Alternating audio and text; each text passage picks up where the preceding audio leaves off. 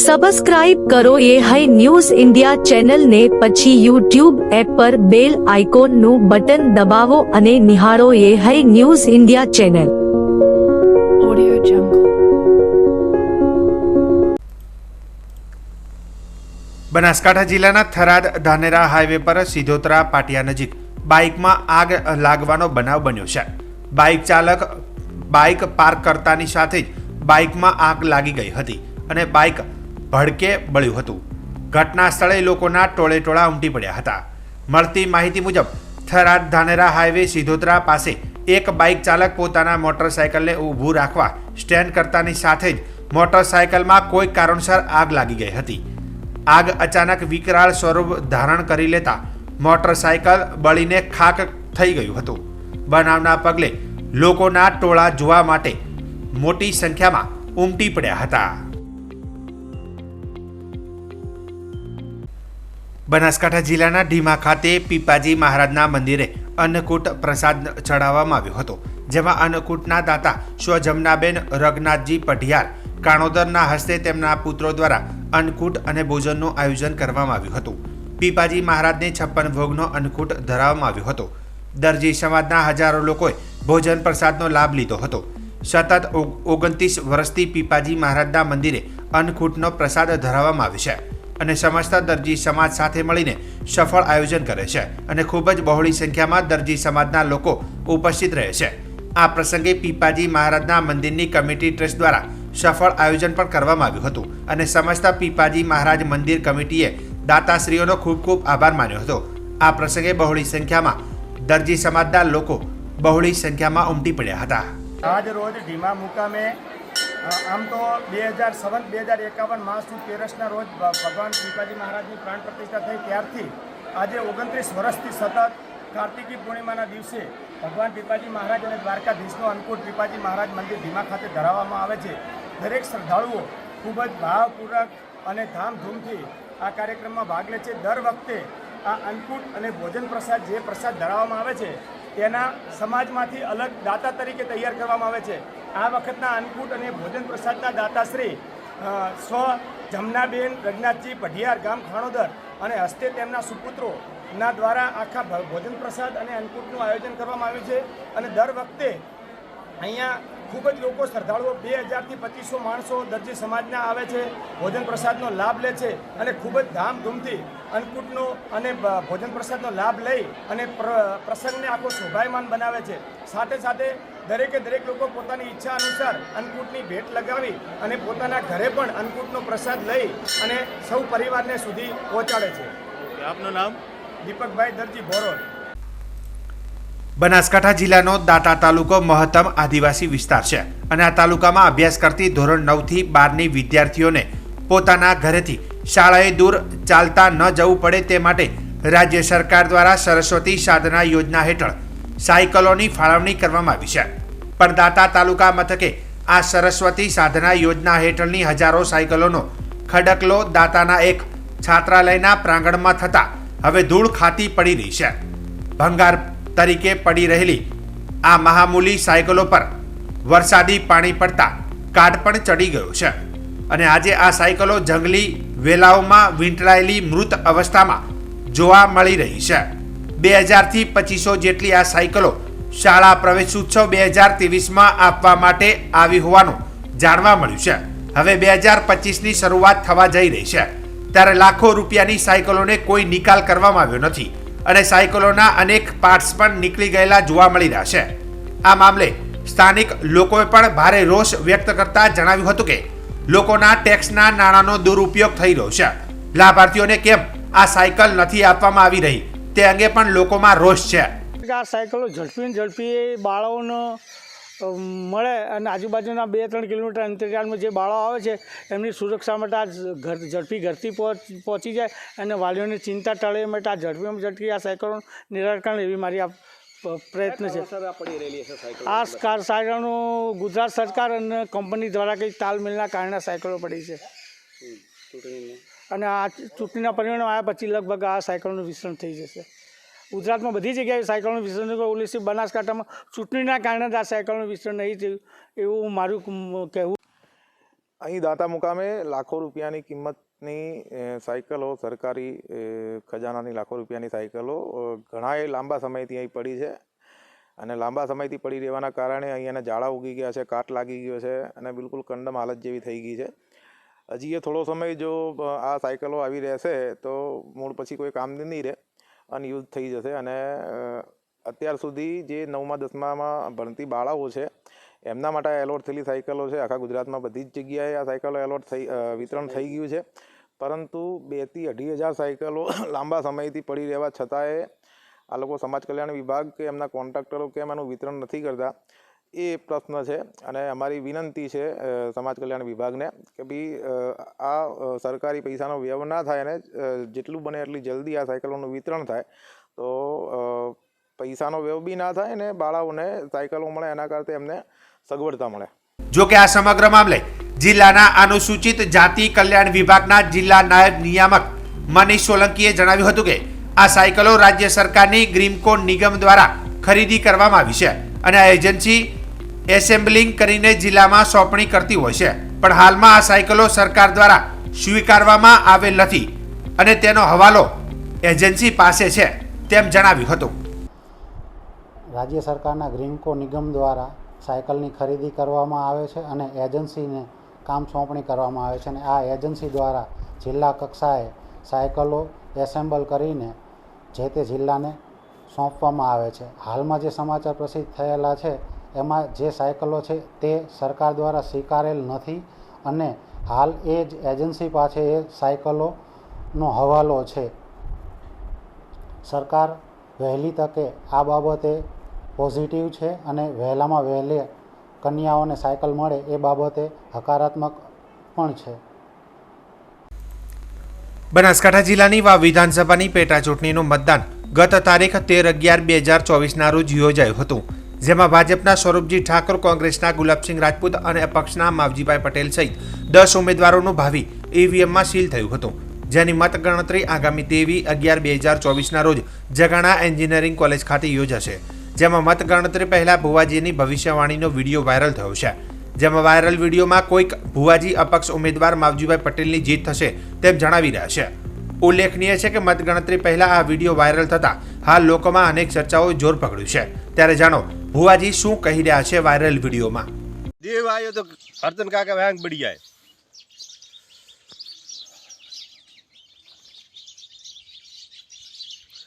खारा रहा है हरसंदी ठहर वापसी ठहर ठहर ठहर ठहर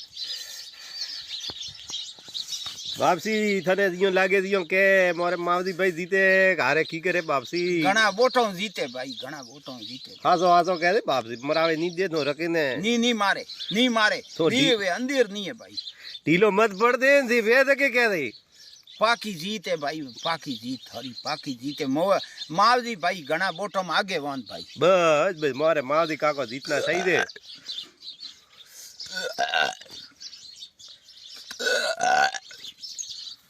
वाह बेरू वाह जीताड़ी नोक आज जीताड़ी नोक हमें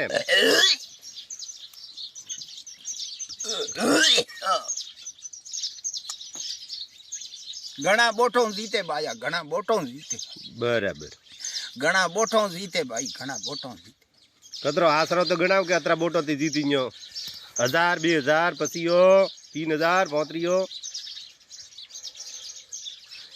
30,000 की जीत पाकी देखी जे भाई मने 30,000 की पाकी देखी जे भाई हैंग बोट एक पाए पड़े है ओदा कांग्रेस रा ने बीजेपी रा हैंग एक तोते आवे यार भाई हैंग भाई अरे भले भो वोटर जीत जीत जीते जीत पाकी है जीत वेनी चाहिए जीत पाकी है बराबर भाई जीत पाकी है भाई ओ थोड़े हैंग अनमाते हैंग फते हुआ बरो भाई तो ये मोरे भोपो दी है खारोरा बात नहीं है राजस्थान रा हरसन जी 9 में आज અને માવજીભાઈ જીત વિશે કયો હોય અને 23 તારીખે ગણતરી है पाकी जीत है भाई हासोर तालुका में खारा गांव सॉरी हो हासोर जिला में આજે દેવ દિવાળી અને કારતક માસની સુદ પૂનમ છે. દેવ દિવાળી એટલે કે હિન્દુ ધર્મના કેલેન્ડર પ્રમાણે પ્રથમ વર્ષની પ્રથમ પૂનમ આ કાર્તકી પૂનમને દેવ દિવાળી તરીકે ઉજવવામાં આવે છે. આજના પાવન દિવસે અનેક તીર્થ સ્થળોએ દેવોનું દર્શન વિશેષ મહત્વ હોવાથી આજે યાત્રાધામ અંબાજી ખાતે વહેલી સવારથી જ શ્રદ્ધાળુઓનું ભારે ઘોડાપૂર ઉમટ્યું હતું. હજારોની સંખ્યામાં યાત્રિકોએ મા અંબાના દર્શનનો લાભ લઈ દેવ દિવાળી મનાવી હતી. આજે દેવ દિવાળીના પર્વને લઈને અનેક પદયાત્રીઓએ 52 ગજની ધજા લઈ અંબાજી મંદિરે દર્શને પહોંચ્યા હતા. ફૂલ ગુલાબી ઠંડીની શરૂઆતની સાથે આજે માના ભક્તો માટે અંબાજી મંદિર પરિસરમાં ઊંઝાના જયંબે ગ્રુપ દ્વારા નિઃશુલ્ક ચાની સેવાનો પ્રારંભ કર્યો હતો. જોકે આ ચાની નિઃશુલ્ક સેવા દર પૂનમે આપવામાં આવે છે. યાત્રિકોની ભીડને લઈ અંબાજી મંદિર દેવસ્થાન ટ્રસ્ટ દ્વારા પણ શ્રદ્ધાળુઓને દર્શન માટે તકલીફ ન પડે તે માટે સુચારુ વ્યવસ્થાનું આયોજન કરાયું હોવાનું મંદિર ટ્રસ્ટના અધિક કલેક્ટર કૌશિક મોદીએ જણાવ્યું હતું. આજે દેવ દિવાળી કાર્તિક પૂર્ણિમાના દિવસે ખૂબ જ મોટી સંખ્યામાં માઈ ભક્તો માતાના દર્શને આવ્યા છે. મંદિરમાં પણ આપ જોઈ શકો છો ખૂબ જ પ્રમાણમાં ભીડ છે અને સૌની વ્યવસ્થા સચવાય તે માટે આ મંદિર ટ્રસ્ટ દ્વારા બધી વ્યવસ્થા કરવામાં આવે છે. જયંબે ગ્રુપ ઊંઝા દ્વારા દર પૂનમે અહીંયા ચાની વ્યવસ્થા ભક્તો માટે નિઃશુલ્ક રીતે સરસ રીતે કરવામાં આવે છે. આજે પણ આ ચા પાણીની વ્યવસ્થા આ ગ્રુપ દ્વારા કરવામાં આવી છે તે ખૂબ જ સરાહનીય છે. આ કાર્તિકી પૂર્ણિમા નિમિત્તે ઘણા બધા પદપાળા સંઘો પણ અહીંયા મોટી મોટી 52 ગજની ધજાઓ લઈને માના દર્શને આવે છે, માની શીશ ઝુકાવે છે અને મા સૌની મનોકામના પૂર્ણ કરે. ચાનું હાલ ઠંડીનો શરૂઆત થઈ છે અને મોટી સંખ્યામાં માઈ ભક્તો મંદિરના પ્રાંગણમાં આ જયંબે ગ્રુપ ઊંઝાની ચાની જે સેવા છે એનો લાભ લઈ રહ્યા છે એ આવકારીએ છે. બનાસકાંઠા જિલ્લાના પાલનપુર તાલુકાના પટોસણ ગ્રામ પંચાયત તંત્રની ગટરની સમસ્યા નિવારવામાં છેલ્લા 1 વર્ષથી નિષ્ફળ રહ્યું હોવાના આક્ષેપો અરજદારોએ કર્યા છે. અરજદારે પંચાયતથી લઈ જિલ્લા વિકાસ અધિકારી સુધી લેખિત રજૂઆતો કરી છે, પરંતુ ગટર ઉભરાવાની સમસ્યાનું આજ દિન સુધી નિરાકરણ આવ્યું નથી. પટોસણ ગામે ધુળાભાઈ અટોસ અને તેમના ભાઈના પરિવારના લોકો ઉભરાતી ગટરના કારણે બીમારીમાં સપડાઈ રહ્યા છે અને મચ્છરજન્ય રોગોનો ભોગ બનતા એક વ્યક્તિને શંકાસ્પદ ડેન્ગ્યુ તો અન્ય બાળકોને 3 થી 4 લોકો હાલ પથારીવશ જોવા મળી રહ્યા છે. ગ્રામ પંચાયત તંત્ર દ્વારા ગામમાં ગટરના પાણીના નિકાલ માટે પાઇપલાઇન નાખવામાં આવી છે. તે પાઇપલાઇન હાલ ચોકઅપ હોવાના કારણે ગટરનું પાણી આ પરિવારના ઘરે બનાવેલી ચેમ્બરમાં જ ઉભરાઈ રહ્યું છે. જોકે પંચાયતથી લઈ જિલ્લા વિકાસ અધિકારી સુધી પરિવારના લોકોએ લેખિત રજૂઆતો તો કરી, પરંતુ આ રજૂઆતો આજ દિન સુધી ધ્યાને લેવામાં આવી નથી. હું ગામ પટોસણથી બોલું છું, રમીલાબેન ભવનભાઈ અટોસ. અમારા પટોસણ ગામમાં વેરાને ભરાશો અમે પૈસા સરકાર કહે કે હું વ્યવસ્થા રાખું છું, પણ સરકાર ચો વ્યવસ્થા રાખે છે. અમારા ગામના પૈસા ઘરના બધા ખાઈ જાય છે. અમે વેરા ભરોસો તોય તો છતાં અમારા ઘેર ગટર ઉભરાય છે. તો અમારા નાનો છોકરો છે, છોકરો બીમાર છે, અમારી જેઠોડીઓ બીમાર છે. તો બાટલા ચડે તો એને કોઈ થશે તો કોણ જવાબ આપશે? પંચાયતમાં આ બાબતની કોઈ રજૂઆત કરેલ છે? પંચાયતમાં રજૂઆત કરી, તલાટીને પેલો અધિકારી આવે છે વહીવટીદારી ન, પણ કોઈ અમારું અભળતું નથી. જિલ્લામાં કરી, તાલુકામાં કરી, પણ તો છતાં કોઈ અભળતું નથી. શું માંગ છે તમારી? અમારી માંગ એક છે કે અમારા લાઈન ગટરની આગળ જવી જોઈએ અને અમારે ગંદકી ઓછી જવી જોઈએ. ચોમાસા તમે હેડિંગ ઘરમાં જવું પડે એટલી ગંદકી મોની. મુકામ પટોસણ ગામ પુરીબેન ધુળાભાઈ ટોસ થી પરિવાર પંચાયતમાં રજૂઆત કરી, તાલુકામાં કરી, જિલ્લામાં કરી, પણ અમારી કોઈ ફરિયાદો અભળતા નહીં. પણ અમે આખા બીમાર ઘરના છે, હું નેથ ઊભી કરીને મને અહીંયા લાવી છે, તો પછી તમે કોઈ કેમ અભળતા નહીં? આ અમારે જવાબદારી કોણ લેશે? આ રૂપિયા અમારા દવાખાનામાં જાય છે તો તમને ખબર નહીં પડતી કે આ ગટર ઉભરાય છે તો આપણે એનો નિકાલ કરીએ? તમને કોઈ ભાન જ નહીં. આટલા બીમાર છે તો કોઈ વહીવટદારને ઓભળતો નહીં, તલાટી નહીં ઓભળતો, ટીડીઓને અરજી કરી તો ટીડીઓ નહીં ઓભળતો. કેમ અમારે જવું? આ પૈસા કોણ અમને દવાખાનામાં આપે છે? હવે અમે તો ઉભા રહી કહેતા નહીં, દવાખાને જઈને થાચી જ આ હોયો ગાધામાં ઠીક થતું નહીં. મારી 2 વર્ષની બાળકી છે તો પણ એને આખા દિવસની ઉલટીઓ બંધ થતી નહીં. પંચાયતના પાપે ગટરના ગંદા પાણી ઘરના આંગણામાં અને દરવાજામાં ઉભરાઈ રહેતા તેની અતિશય દુર્ગંધથી પરિવારના લોકો મુશ્કેલીઓ વેઠી રહ્યા છે. પરિવારના લોકોનું કહેવું છે કે ઉભરાતી ગટરોના કારણે મચ્છરજન્ય રોગોના ભરડામાં પરિવારના લોકો બીમાર પડી રહ્યા છે અને હોસ્પિટલમાં દવાના મોટા ખર્ચાઓ પંચાયતના પાપે પરિવારના લોકો કરવા માટે મજબૂર બન્યા છે. જો કે બીજી તરફ પંચાયત તંત્ર જાણે આંખ આડા કાન કરી બેઠું હોય તેવી પરિસ્થિતિ જોવા મળી રહી છે. આમ તો ગ્રામ પંચાયતની એ જવાબદારી હોય છે કે ગામમાં સ્વચ્છતા જાળવવી અને લોકોને સુખાકારી આપવી, પરંતુ અહીંયા તો પરિસ્થિતિ કંઈક અલગ જ છે. કારણ કે જે પંચાયતે સુખાકારીને સ્વચ્છતા જાળવવાની હોય તે પંચાયતના કારણે આ પરિવારના લોકો તો ગંદકી અને ગટરના ઉભરાતા પાણી વચ્ચે વહી રહ્યા છે અને આ પરિસ્થિતિ છેલ્લા 1 વર્ષથી જોવા મળી રહી છે. ગ્રામ પંચાયત સામે થયેલા આક્ષેપો અંગે મીડિયાની ટીમ દ્વારા ગ્રામ પંચાયત તલાટી અને વહીવટદારના જવાબ લેવા પહોંચી, પરંતુ પંચાયત કાર્યાલયને હંગામી તાળા લાગેલા જોવા મળ્યા હતા.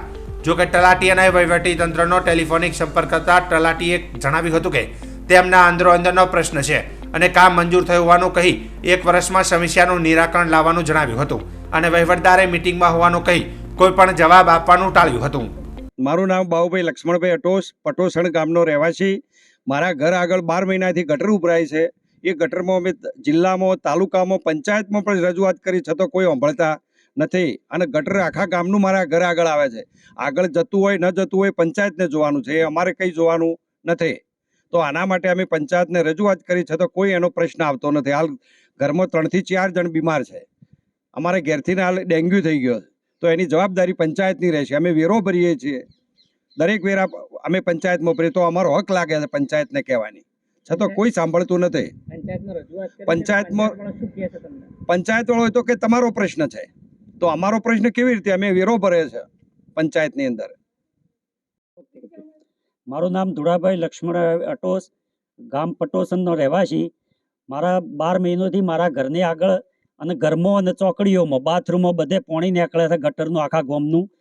પણ આ પંચાયતને એવા બેરા કોણ છે કે ઓભળતી નથી. તાલુકામાં કીધું, ટીડીઓને કીધું, જિલ્લામાં કીધું, પણ રજૂઆત કોઈ ઓભળતું નથી. તો મુખ્યમંત્રી સાહેબને પણ અમે કહેવા માંગે છે કે આ સરકારમાં શું થઈ રહ્યું છે. ગટર આગળ હાલ 4 જણા ઘરમાં બીમાર છે, છોડી નાની બીમાર છે, બીજા છોકરોને અહીંયાના મોહાળમાં મેળી દીધા. પણ બહેરા કોઈ રહેવા હોય તૈયાર હાલ નથી કે અમે તો ગટર હમી કરાવો તો ઘેર આવશે. તો અમે હાલ એટલા પરિસ્થિતિ અમારી વીક છે કે અમે હલવાઈ ગયા છે ગામમાં, અને વાપરતો નથી. પંચાયત વાળો છે વહીવટદાર, એ તો કહે કે અમારે આગળથી બંધ કરી, પણ વિષય અમારો થોડો છે, એ પંચાયતનો વિષય છે કે ચાલુ કરે શું કરવું, કે ગટર ચો નોખવી, એટલે બીજોના માથે નોખે થઈ રહ્યો. એટલે મહેરબાની કરી અને અમે રજૂઆત કરે છે કે અમારું આ વભળો અને આ સરકારમાં અને આ અમારી ગટર હમી કરો. તમારી નજરે આ ફોટા મેલા છે અમે, અને આ નોની છોડીને આ ડેગ્યુના હાલ તો 2 બીમાર છે. ખાલી 2 છોકરોને રજા આલી છે અને બીજા છોકરા અહીંયાના બહેરા લઈને અહીંયાના પિયરમાં જતા રહ્યા.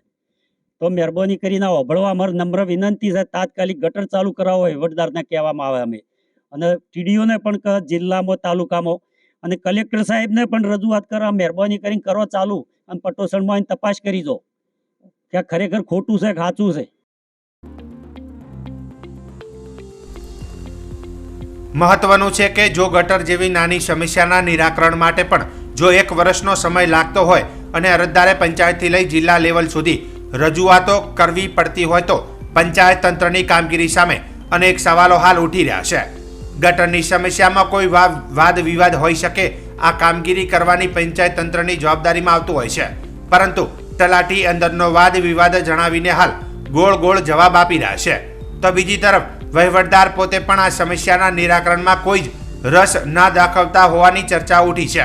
ત્યારે જિલ્લા વિકાસ અધિકારી આ બાબતે જવાબદારોના કાન આંબળી તેમને તેમની ફરજનું ભાન કરાવે તે ખૂબ જ જરૂરી બન્યું છે. નહીંતર આગામી દિવસોમાં આ પરિવારના લોકો ગંભીર બીમારીમાં સપડાય તેવી પરિસ્થિતિ હાલ જોવા મળી રહી છે. શ્રી રબારી સમાજ પ્રગતિ મંડળ ધાનેરા દ્વારા આયોજિત રબારી સમાજ શિક્ષણ રથનો સમાપન સમારોહ અને નવીન શિક્ષણ સંકુલનો ભૂમિપૂજન સમારોહ શિક્ષણ સંકુલના ભૂમિદાતા ધારાસભ્ય માવજીભાઈ દેસાઈ સહિત સંતો, મહંતો અને રાજકીય તેમજ સામાજિક આગેવાનોની વિશેષ શ્રી રબારી સમાજ પ્રગતિ મંડળ ધાનેરા આયોજિત શિક્ષણ રથ ધાનેરા શહેર તેમજ તાલુકાના 62 ગામમાં વસવાટ કરતા રબારી માલધારી સમાજના ગામોમાં શિક્ષણ રથ થકી 13 કરોડ કરતાં વધુ દાન એકત્રિત કરવામાં આવ્યું છે.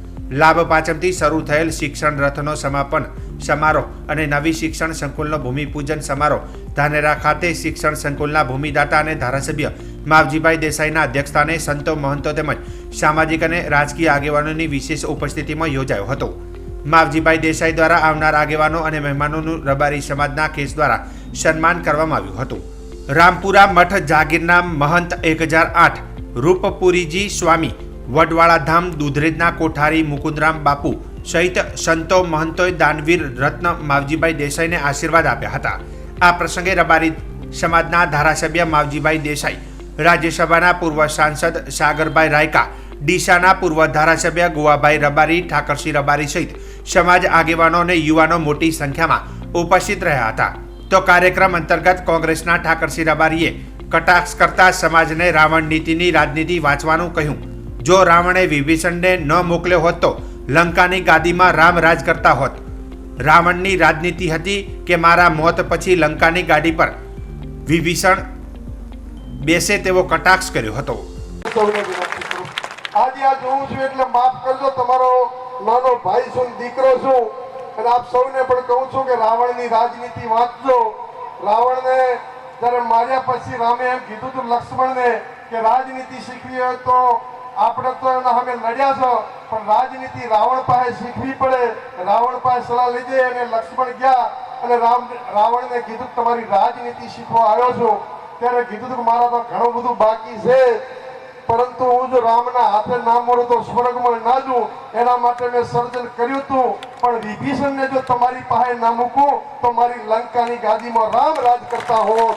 એટલે મારી એ રાજનીતિ હતી કે મારા મોત પછી મારી લંકાની ગાદી ઉપર મારો માજાયો વિભીષણ બેહે, અને જેના કારણે મેં વિભીષણને મૂક્યો હતો। એટલે બધા રાવણ જેવું વિચારજો કે જ્યારે સત્તાની વાત આવે કે રબારીનો દીકરો બેહે, આપણા કદાચ તો પતન કરવા આવતો હોય તો આપણી જગ્યાએ બીજો રબારી સેટ કરી દે। રાવણની રાજનીતિ આપ સૌ યુવાનો પણ વાંચજો એવી વિનંતી કરું છું। સમાજ એ અરીસા જેવો છે, કોણ શું કરે એ સમાજ। તો બીજી બાજુ ભાજપના ધાનેરાના રબારી સમાજના સંમેલનમાં પૂર્વ ધારાસભ્ય ગુવાભાઈ રબારીએ કહ્યું હતું કે રસ અને સાજવાળામાંથી બહાર રહેજો। રસ અને સાજવાળું સમાજ માટે નુકસાનકારક છે અને સાજવાળું તો સમાજ માટે કલંક છે। ધાનેરા રાજસ્થાનની બોર્ડરને અડીને આવેલો તાલુકો છે, એટલે સાજવાળાનું પ્રમાણ વધારે છે। ગુવાભાઈ રબારીએ રબારી સમાજના વડીલોને અફીણનો રસ બંધ કરવાનું કહ્યું હતું, તો યુવાનોને દારૂ પીવાનું બંધ કરવાની અપીલ કરી હતી। આપ સૌને ફરીથી ખૂબ ખૂબ અભિનંદન આપું છું। ખૂબ રાગે રહેજો અને પેલા રસ અને હોજવાળામાંથી બહાર રહેજો, એ પણ મારી વિનંતી છે। એ ખૂબ જરૂરી છે આ સમયની અંદર, આ સમયની માંગ છે કે રસ ને હોજવાળું બે નુકસાન કરે છે મોટું, સમાજને કલંક લગાડે છે હોજવાળું તો, એટલે એમાંથી બધા નીકળી જજો। બીજું ઘણું બધું છે એ પણ તમામ યુવાનોને વિનંતી છે, ખૂબ બીજી બધી છે। બધા વડીલોનું માન રાખજો, મા બાપની ખૂબ સેવા કરજો। ધાનેરા ખૂબ દુઃખી થઈને મોટો થયેલો છે। 25 વર્ષ પહેલેની પરિસ્થિતિ કઈ જુદી હતી ધાનેરાની, એટલા માટે પોરબંદરના દરિયામાંથી ફરી એક વખત ડ્રગ્સનો એક મોટો જથ્થો ઝડપાયો છે। ડ્રગ્સનો મોટો જથ્થો ગુજરાતના દરિયા કિનારાથી ભારતમાં ઘુસાડવાનો પ્રયત્ન કરવામાં આવશે તેવી બાતમી દિલ્હી એનસીબીને મળી હતી। આ બાતમીના આધારે દિલ્હી એનસીબીની ટીમે મોડી રાત્રે એક ઓપરેશન હાથ ધર્યું હતું, જેમાં દિલ્હી એનસીબી, નેવી અને ગુજરાત એટીએસ તથા ગુજરાત એનસીબીની ટીમ જોડાઈ હતી અને આ ડ્રગ્સને ઝડપી લેવા સાગર મંથન 4 ઓપરેશન હાથ ધર્યું હતું અને પોરબંદરથી 70 નોટિકલ માઇલ દૂર આવી રહેલી આ શંકાસ્પદ બોટની તલાશી લેવામાં આવી હતી, જેમાંથી બજારમાં જે ડ્રગ્સની કિંમત પ્રતિ કિલોગ્રામ રૂપિયા 2 થી 5 કરોડ બોલાય છે તેવા 700 કિલો ડ્રગ્સને 8 ઈરાની ડ્રગ્સ પેડલર સાથે ઝડપી લીધા હતા। બાદમાં તમામ ડ્રગ્સ પેડલર્સ અને ડ્રગ્સને પોરબંદરની જેટી પર લાવવામાં આવ્યા હતા અને ત્યાંથી પોરબંદર એસઓજી કચેરીએ સ્થળાંતર કરવામાં આવ્યા હતા। સમુદ્રમાંથી મળેલા આ ડ્રગ્સ અંગે પંચનામું કરવામાં આવશે, તેમજ ડ્રગ્સ સાથે ઝડપાયેલા ઈરાની આરોપીઓનું પ્રાથમિક જોઈન્ટ ઇન્ટરોગેશન કરવામાં આવશે અને બાદમાં તમામ આરોપીઓને રિમાન્ડની માંગણી સાથે પોરબંદરની અદાલતમાં રજૂ કરવામાં આવશે।